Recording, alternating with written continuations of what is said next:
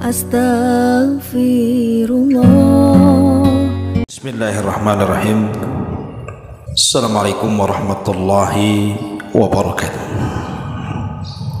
Alhamdulillah wassalatu wassalamu ala Rasulillah wa ala alihi wa sahbihi wa mawalah wa la hawla wa la quwata illa billahi wa ba'du. Ma'asyiral muslimat yang dimuliakan Allah Subhanahu wa taala, akan membahas tentang kemuliaan yang akan diraih seorang muslim. Di dalam Al-Qur'anul Karim Allah Subhanahu wa taala mengatakan, "Man kana yuridul izzata falillahil izzatu jami'an." Barang siapa yang mencari kemuliaan, maka kemuliaan itu semuanya milik Allah Subhanahu wa ta'ala. Artinya siapapun yang mencari kemuliaan di hadapan Allah Subhanahu wa ta'ala, maka dia akan dapat kemuliaan itu. Dan siapapun yang mencari kemuliaan kepada selain Allah Subhanahu wa ta'ala, maka selamanya tidak akan mendapatkan kemuliaan itu.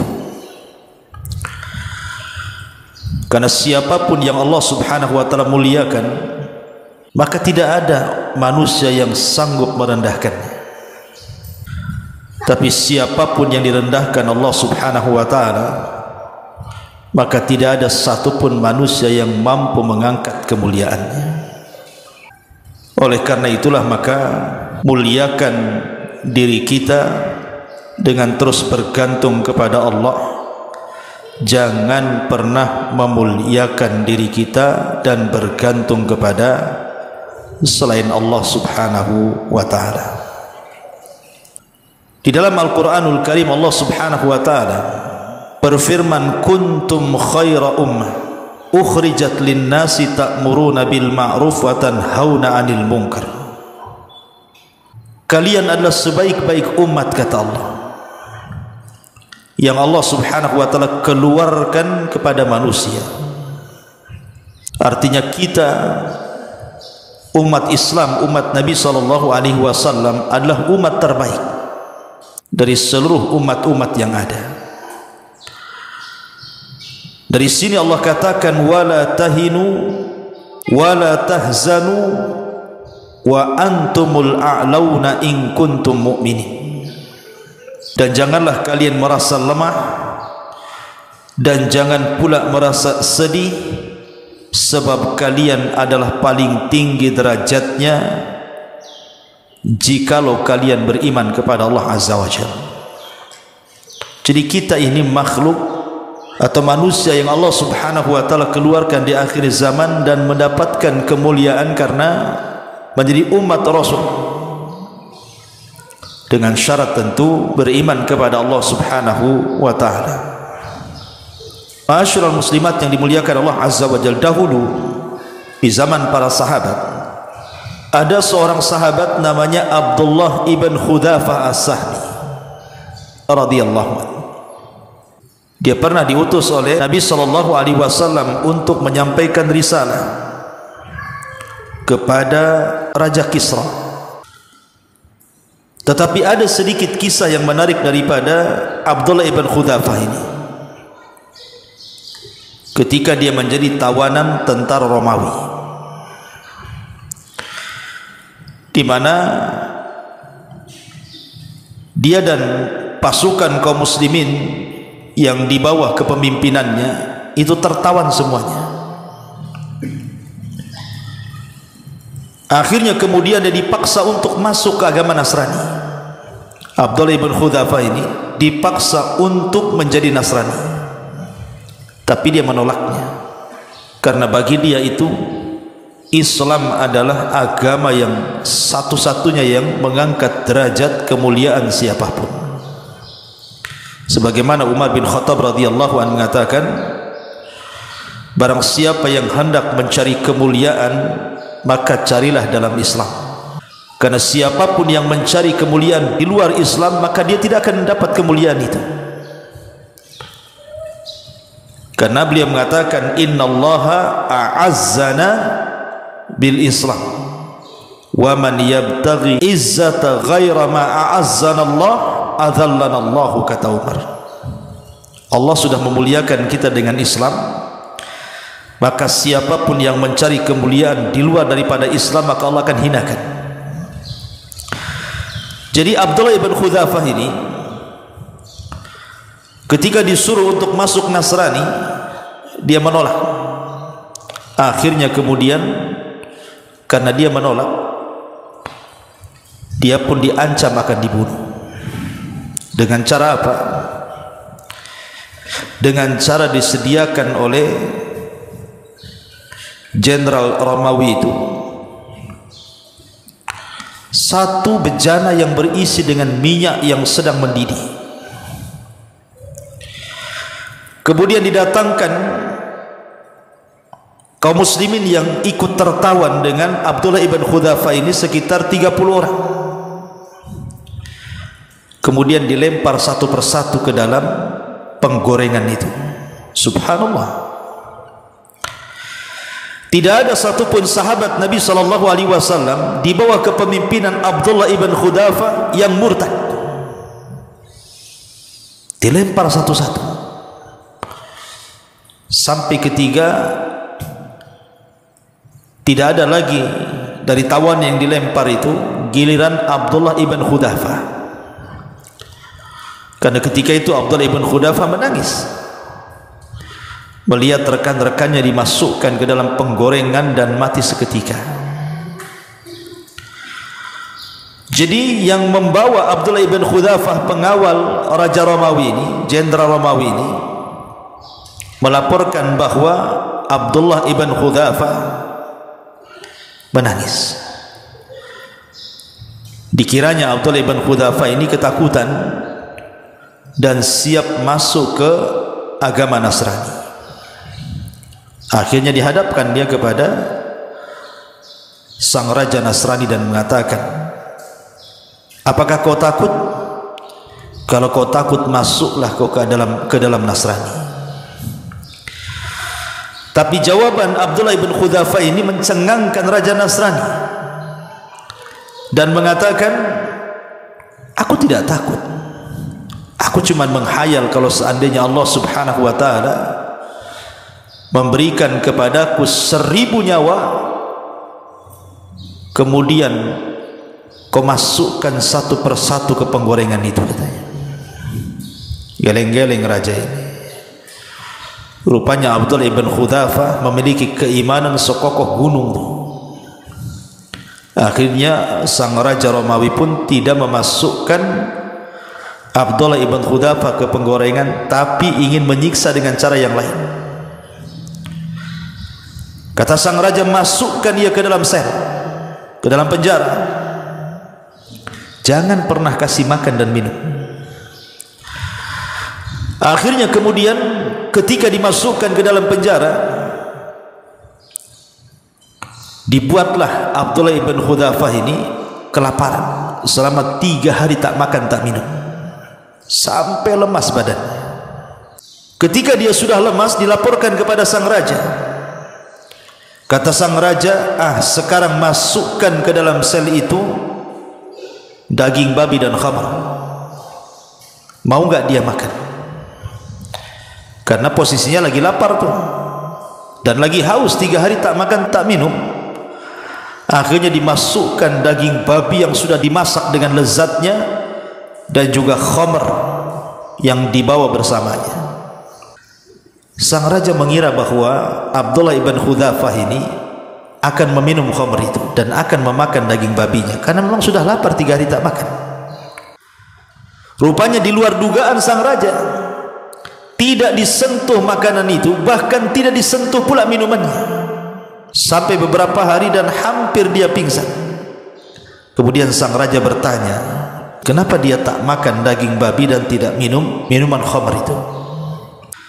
Kata Abdullah ibn Khudzafah, aku tahu dalam agamaku dibolehkan dalam kondisi darurah itu memakan hal-hal yang diharamkan, tapi aku tak mau, karena aku tidak mau menghinakan agamaku. Aku tidak mau menyentuhnya karena aku tidak mau menghinakan agamaku. Subhanallah. Melihat kekokohan Abdullah ibn Hudzafah ini, kok ada orang seperti itu? Dalam kondisi berhari-hari tak diberi makan, tak diberi minum, ketika disodorkan hal-hal yang diharamkan tetap tak menyentuhnya. Padahal dalam agama boleh memakan daging babi dan minum khamr itu kalau dalam kondisi darurat kan gitu. Tapi dia tak mau menyentuhnya dan mengatakan, demi Allah aku tidak akan menghinakan agamaku, katanya. Akhirnya takjublah Raja Nasrani Romawi ini. Akhirnya kemudian membebaskan Abdullah ibn Hudzafah dari penjara dan mengatakan, bawa ke hadapanku. Akhirnya dibawalah Abdullah ibn Hudzafah ke hadapan sang raja tadi. Kata sang raja, kalau engkau mau mencium keningku dan kepalaku, aku akan lepaskan, asal syaratnya kau cium kepalaku, katanya. Tapi Abdullah ibn Hudzafah tidak. Saya tidak akan mencium kepalamu kecuali kau bebaskan seluruh tawanan, maka aku siap mencium kepalamu, katanya. Akhirnya sang raja pun menyetujui dan mengatakan, kalau gitu ciumlah kepalaku, ku bebaskan semua tawanan. Akhirnya kemudian diciumlah kepala sang raja itu, dan betul Abdullah ibn Hudzafah as-Sahmi dan juga seluruh tawanan kaum muslimin dibebaskan. Ketika berjumpa dengan Umar bin Khattab radhiyallahu an, maka Umar radhiyallahu an mendapatkan kisah cerita daripada Abdullah ibn Hudzafah bagaimana dia menghadapi kondisi yang teramat sulit yang ketika menjadi tawanan Raja Romawi, sampai akhirnya dia bebas dan seluruh tawanan bebas hanya karena disuruh mencium kepalanya Raja Romawi. Maka Umar pun kemudian mencium kepala Abdullah ibn Hudzafah as-Sahmi dan memerintahkan sahabat untuk mencium kepalanya. Masyarul muslimat yang dimuliakan Allah Azza wa Jalla, kisah Abdullah ibn Hudzafah ini menjadi pelajaran besar bagi kita, bagaimana kemuliaan yang dimiliki oleh sahabat Nabi SAW itu, karena mereka senantiasa menggantungkan diri kepada Allah Subhanahu wa taala. Mereka tidak punya rasa takut sama sekali, karena tahu di belakang mereka ada Allah Subhanahu wa taala. Bahkan juga ada kisah dari seorang sahabat namanya Rib'i ibn Amir. Rib'i ibnu Amir radhiyallahu anhu. Di masa Umar bin Khattab radhiyallahu anhu, Rib'i ini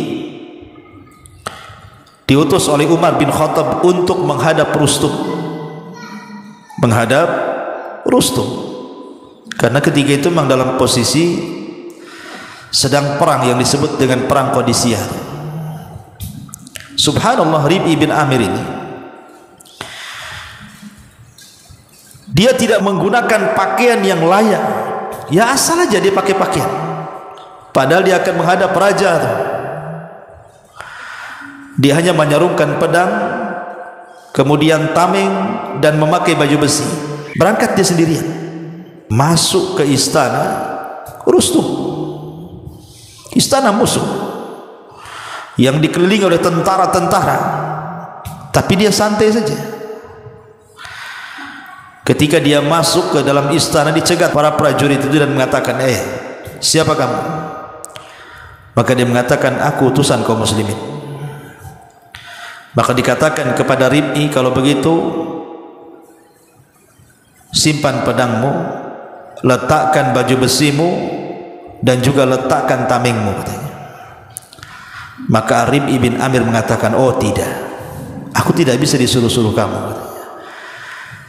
Kalau kalian menyuruh meletakkan semuanya, maka aku akan pulang dan lihat apa yang akan terjadi nanti, gitu ya. Akhirnya kemudian pemimpin Persia Rustum ini mendengar, maka kata Rustum kepada penjaganya, biarkan dia masuk.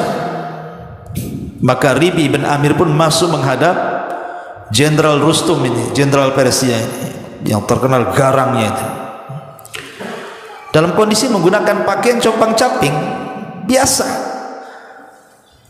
Kemudian setelah menghadap Rustum, Maka ditanya oleh Rustum Rib'i bin Amir ini radhiyallahu anhu ini, dan mengatakan, apa tujuanmu datang kemari, katanya. Maka Rib'i mengatakan, sesungguhnya Allah subhanahu wa ta'ala mengutus kami untuk mengeluarkan peribadatan manusia kepada selain Allah dan mengajak manusia hanya beribadah kepada Allah. Oh, langsung mengajak untuk mentauhidkan Allah tuh. Padahal kita tahu Rustum ini jenderal Persia kan gitu. Persia ini negara kuat di zaman itu. Tiba-tiba dia mengatakan seperti itu. Akhirnya kemudian dia mengatakan, kalau kalian tidak mau beriman, tidak mau mentauhidkan Allah subhanahu wa ta'ala, maka kita akan perang. Kemudian kata Rustum, kalau begitu tunggu kami berfikir. Maka Rib'i bin Amir mengatakan, oh tidak bisa, kalian berfikir jangan terlalu lama. Nabi kami hanya memberikan waktu 3 hari saja. Kalau dalam 3 hari kalian tidak ada keputusan, satu, kalian harus masuk Islam. Kalau kalian tidak mau masuk Islam, kalian harus bayar jizyah. Kalau kalian tidak mau bayar upeti jizyah, maka kita akan perang. Dengan tegas tu Rib'i ibn Amir radhiyallahu tidak punya rasa takut. Padahal dia dikelilingi oleh pasukan Persia, dia sendirian datang. Subhanallah. Kemudian akhirnya qaid Persia ini, pemimpin Persia atau panglima perang Persia ini rapat sesama menteri-menterinya dan mengatakan, gimana ini? Sebagian mereka mengatakan, kamu lihat orang itu, maksudnya Rib'i bin Amir, pakaiannya enggak meyakinkan kalau dia utusan, tapi ucapannya mengerikan. Pakaiannya enggak meyakinkan dia utusan, tapi ucapannya luar biasa, menggertakkan. Maka Rustum mengatakan, celaka engkau, kalian tahu orang Arab itu tidak peduli dengan pakaian. Mereka hanya melihat pendapat dan ucapan manusia saja. Akhirnya kemudian Rib'i bin Amir pun pulang, menunggu keputusan sampai 3 hari. Tapi lihat bagaimana seorang sahabat namanya Rib'i bin Amir tidak punya rasa takut. Padahal dia masuk ke daerah musuh yang kapan-kapan pun dia bisa ditebas lehernya tuh. Kenapa Rib'i bin Amir ini sangat pede, percaya diri bahwa dia akan selamat, dia tidak akan disakiti? Sekali lagi, karena dia memuliakan dirinya. Dia tidak pernah menghinakan dirinya kepada orang lain. Dia hanya menggantungkan dirinya kepada Allah subhanahu wa ta'ala. Maka siapapun yang menggantungkan kemuliaan kepada Allah, Allah muliakan dia. Tapi siapapun yang menggantungkan kemuliaan kepada selain Allah, maka Allah hinakan dia. Lihat Bilal bin Rabah radhiyallahu anhu, ma'ruf kisahnya. Ketika disiksa oleh orang-orang Quraisy dengan siksaan yang tidak bisa kita bayangkan, tapi Bilal bin Rabah hanya mengatakan ahadul ahad, ahadul ahad. Itu yang keluar dari lisan Bilal, hanya tauhid kepada Allah azza wa jalla. Lihat dampak daripada pentauhidan Bilal kepada Allah azza wa jalla.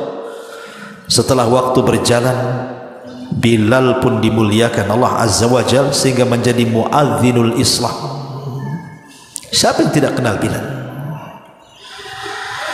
Oleh karena itulah maka jangan pernah mencari kemuliaan kecuali kepada Allah subhanahu wa ta'ala.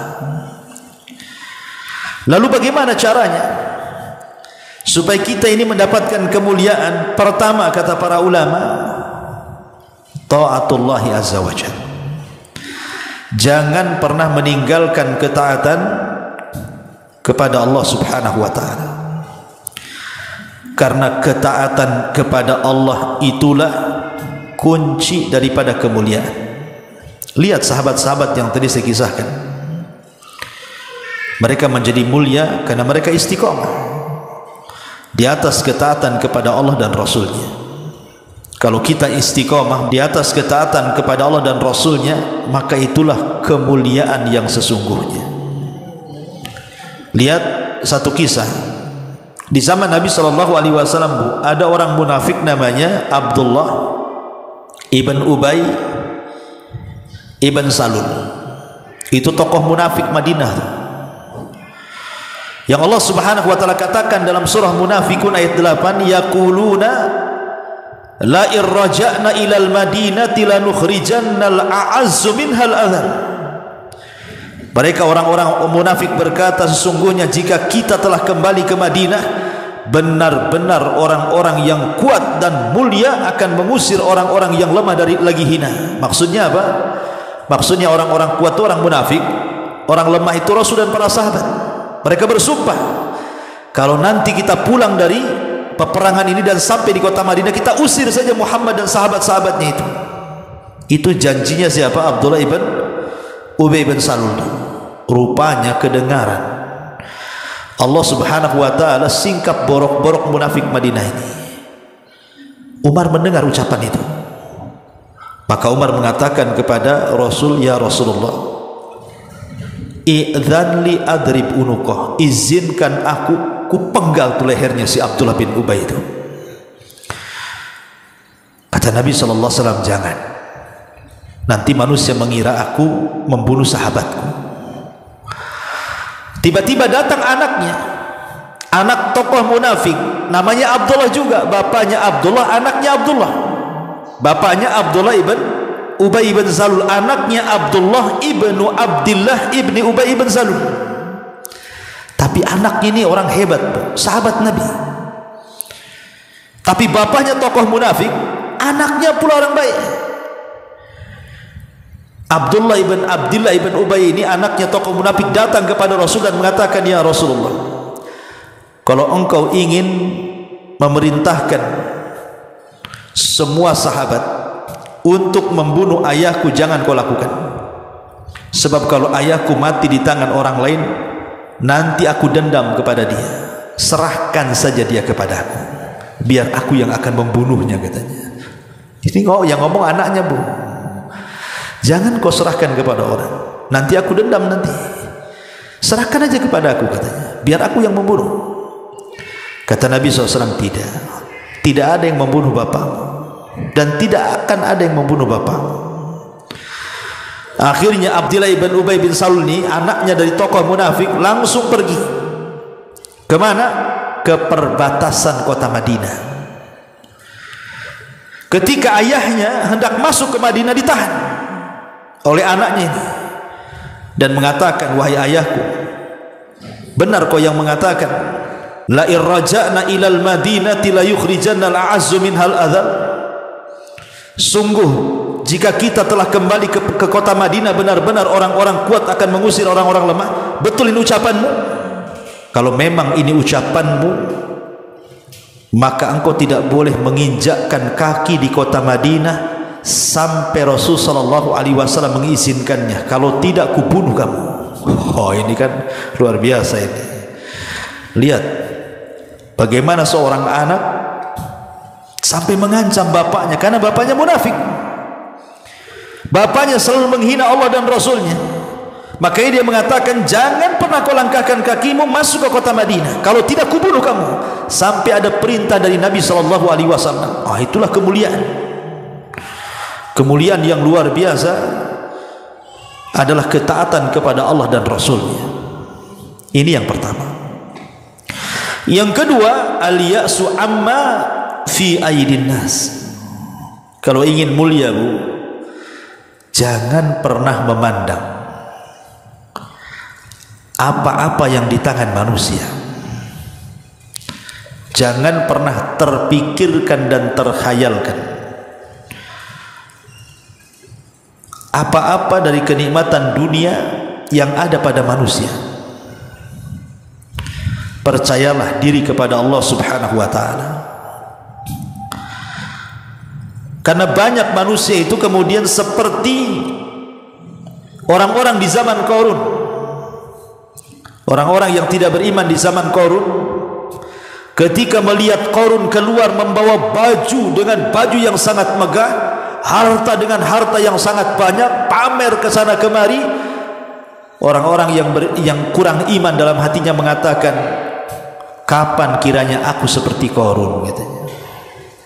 Kapan ya aku seperti Qarun ya? Enak kali si Qarun itu. Maka jangan pernah menyandarkan angan-angan untuk seperti manusia yang menyesatkan. Kalau angan-angannya ingin seperti manusia, maksudnya dalam kebaikan, ya nggak apa-apa. Namanya kita punya tetangga orang kaya, suka haji, suka umroh, kemudian kita katakan, ya Allah, kapan aku seperti dia supaya aku bisa haji dan umroh, itu bagus. Tapi maksudnya kemudian memandang apa yang ada pada manusia, tidak. Bergantung itu ke zat yang kuat supaya kita kuat. Kalau bergantung ke zat yang lemah, maka kita ikut lemah. Makanya Allah mengatakan, ya ayyuhan nas antumul fuqara ilallah. Wahai manusia, kalian semua sangat berhajat kepada Allah. Kita ini makhluk lemah, sangat berhajat sekali kepada Allah subhanahu wa ta'ala. Yang kedua, yang namanya manusia yang kita gantungi itu pasti akan mati. Tidak ada manusia yang kekal hidup. Sekaya apapun manusia yang kita sandari itu pasti akan mati. Sekuat apapun manusia yang kita sandari, apakah dia pejabat, konglomerat, siapapun dia, pasti akan ada ajalnya. Berarti kalau ada ajalnya, berarti tidak akan lama. Lalu buat apa bersandar kepada zat yang akan mati? Kalau bersandar ya kepada Allah Azza wa Jalla, makhluk yang tidak pernah mati. Itulah bersandar yang sebenarnya. Kemudian juga yang namanya manusia itu tidak dalam kondisi tetap, pasti akan berubah. Kadang-kadang suka, kadang-kadang tidak suka, benci. Kadang-kadang senang, kadang-kadang tidak senang. Kadang-kadang lapang, kadang-kadang sempit. Namanya manusia, ada sisi-sisi kemanusiaannya. Kalau kita bersandar kepada mereka yang terkadang berubah-ubah, bisa saja hari ini mereka membantu kita, besok tidak membantu kita. Bisa saja hari ini mereka menolong kita, besok pula mencampakkan kita. Siapa yang tahu? Namanya manusia itu berubah-ubah. Apalagi ada di antara manusia itu yang bermuka dua, di hadapan kita lain, di hadapan orang lain. Lalu bagaimana makhluk yang seperti ini akan dijadikan sandar? Maka jangan pernah bersandar kepada manusia, bersandarlah kepada Allah, maka kita tidak mungkin kecewa. Nabi SAW di permulaan dakwahnya, itu tidak ada yang memuliakan orang. Tidak ada. Tidak ada satupun manusia memuliakan Nabi SAW di permulaan dakwahnya. Yang ada Nabi SAW dikatakan gila lah, dikatakan tukang sihir lah, dikatakan perangkai syair lah, macam-macam ucapan kepada Nabi SAW.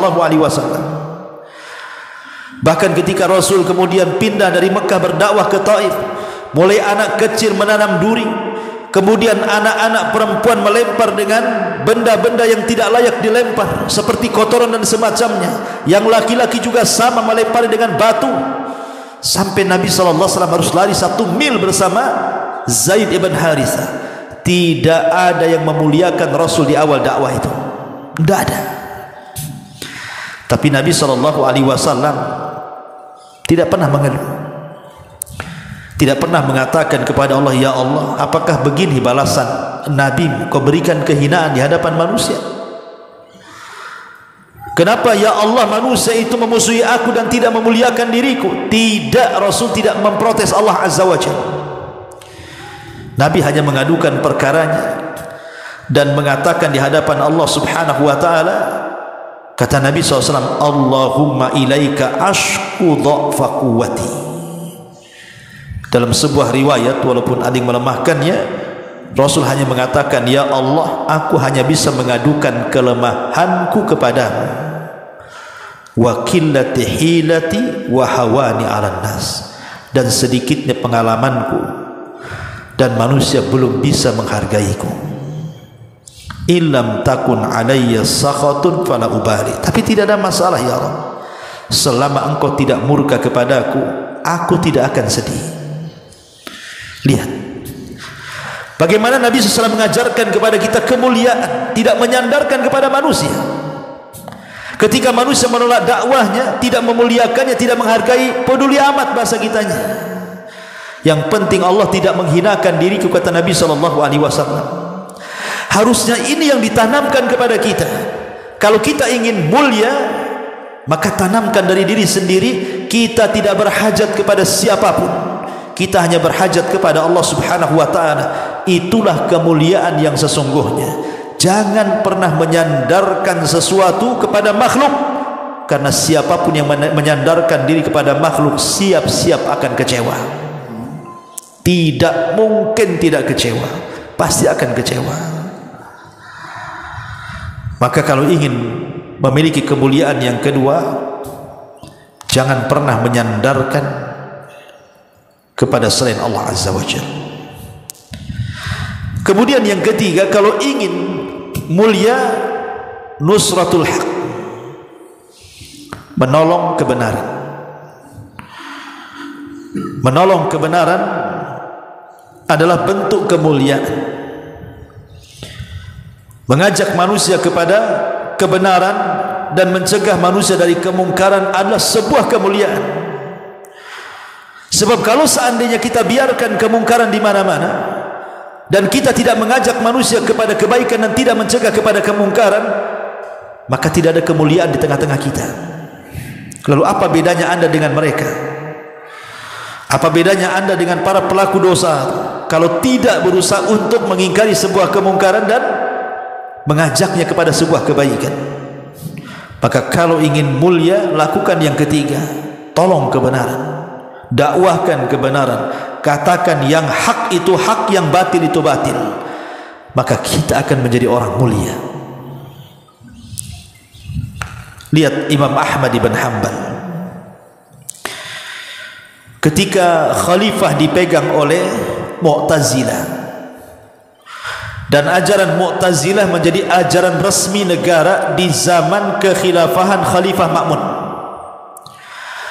Kemudian Khalifah Ma'mun memaksakan agar seluruh rakyat di Baghdad dan juga di sekitarnya di bawah kekuasaan Khalifah Ma'mun wajib berakidah Mu'tazilah, kalau tidak ditangkap, dipenjara, sampai kepada ulama-ulama ahli sunnah.